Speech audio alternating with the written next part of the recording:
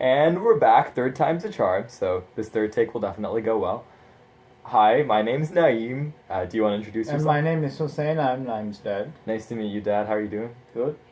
Good. We just had a power outage, but we're doing okay. So, what's up? What's on your mind? Do you want to talk about anything? Well, I want to go right into that Marbury versus Madison. Oh, Marbury, you that mean the most interesting court, the most important court case. Okay. One of the most If important ones. If you Yeah. say so, yes. Okay, yeah, cool.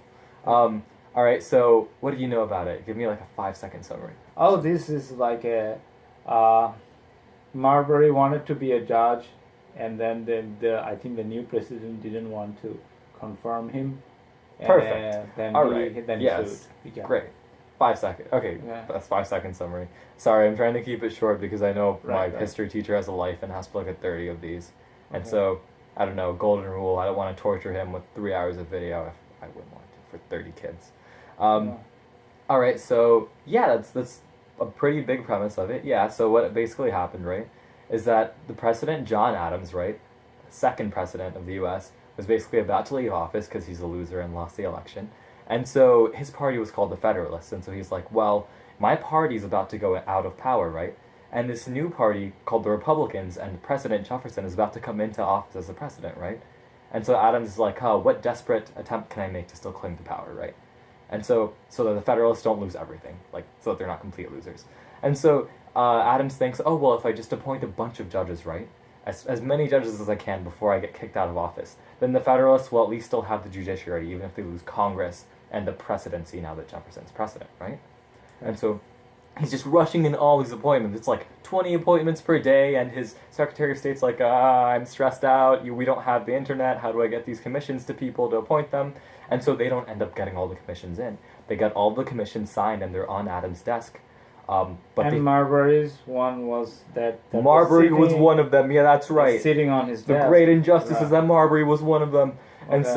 so this is a big deal, right? Okay. Because President Adams was intending to deliver these commissions, Right. for example, including Marbury's, but then he gets kicked out of office before he gets the chance to do it because he just forgets to do it in all the hustling and bustling and everything, right? Okay.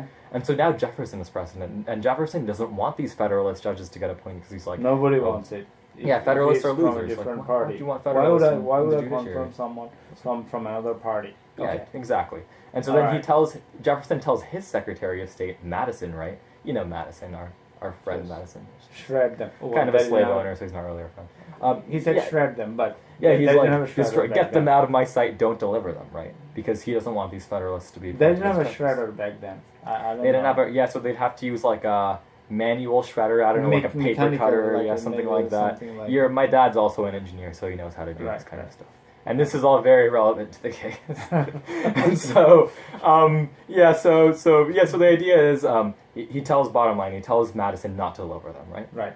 And so Marbury, after a while, he realizes, wait, I was supposed to be appointed a judge, but these Republicans, right, in the presidency and in the cabinet, right, Jefferson didn't appoint me as a judge. What gives? And so he basically goes, oh, he didn't deliver the commission. Oh, that sucker, right? And so he goes to the Supreme Court and he says to Chief Justice John Marshall, hey, I want you to issue a writ of mandamus under the Judiciary Act of 1789, right? Okay. To get Madison to deliver these commissions to me so that I can become a justice of peace, right? Okay. Which is basically a petty judge who doesn't do much, like handles like marriage It's a and very very nice name, boring Justice stuff. of Peace. justice Anyway. of peace. Yeah. And Good. I guess, So so then give me the reason. Tell me the reason why Supreme Court did well, so here's what the, it did. yeah, if Yeah. you're like Marshall, you're like, well, I don't want to order Madison, right, to give the commissions to him because if this country was just born. If I order Madison, 4 minutes by now. no, I got you, bro. Don't worry. Yeah. If I order Madison to give these commissions and he refuses to do it, right, then nobody's going to respect the Supreme Court ever because they'll be like, oh, well, nobody listens to the Supreme Court. But then if I tell Marbury, no, you shouldn't get these commissions, right, and I don't tell Madison to give them to him, then the Federalists are going to hate me, right? So either way, he's kind of put in a corner by both parties. He's like, well, I've got to find a way to make them both happy.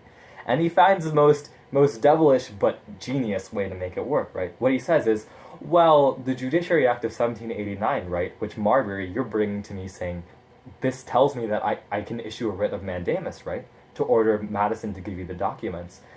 That's not actually in the jurisdiction of the Supreme Court because the Constitution doesn't give the Supreme Court original jurisdiction to issue writs of mandamus in cases like this, right? For the most part, we're an appellate court, right? We're the highest court in the land, but we're not an original court of jurisdiction for these writs. We don't do those petty jobs.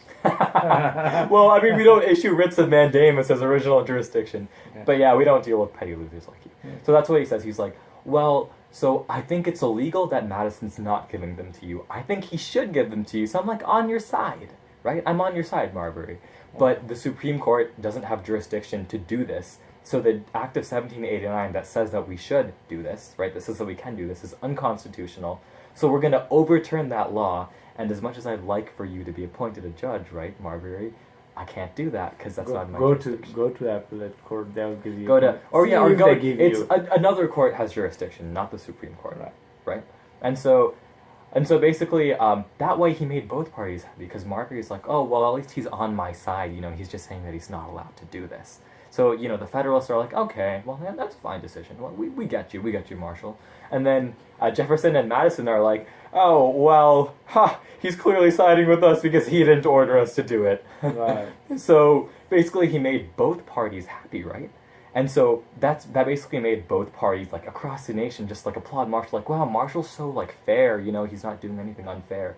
And the reason that's important is because this is the first time that the Supreme Court exercised judicial review to overturn an existing law on the grounds of it being unconstitutional. And the fact that everybody respected that decision made it so that for all future cases, right, where the Supreme Court overturned an existing law or, exercised judicial review, whether it's Roe versus Wade or Citizens United or, whatever, McCulloch versus Maryland, this one case, Marbury versus Madison, is the first time the Supreme Court did it, and people respected them for it, and that's why they've been able to do it ever since. So even though this ruling, right, shrunk the jurisdiction of the Supreme Court so that it didn't have original jurisdiction for writs of mandamus. But gave it a very important power. Yeah, gave it the power of judicial review, and this is the first time it exercised it, and that's why ever since then, for the most part, some people don't agree with it, like Andrew Jackson has interesting views on this. But for the most part, people are like, yeah, the Supreme Court has the power to nullify laws that are unconstitutional. Right. Although that's a big deal, right? Am I right? Although I don't want the current Supreme Court to have that power. I want to wait. I don't agree with you because I think I don't like the current Supreme Court, but as a matter of principle, I think they should have the power because it's a necessary check, and this case established its ability to exercise that check, exercise judicial review. So yeah, any questions in the? No, what the Supreme Court did, we say back home like, you're gonna kill the snake, but don't break the stick. I guess in this case, the Supreme Court neither killed the stick nor broke the snake. Or wait, that's no. Supreme Court didn't want. My dad's words of wisdom: don't kill snakes, don't break sticks. Marshall didn't do either, so this is kind of a win-win-win for everybody for all of U.S. history. So yeah, anyway.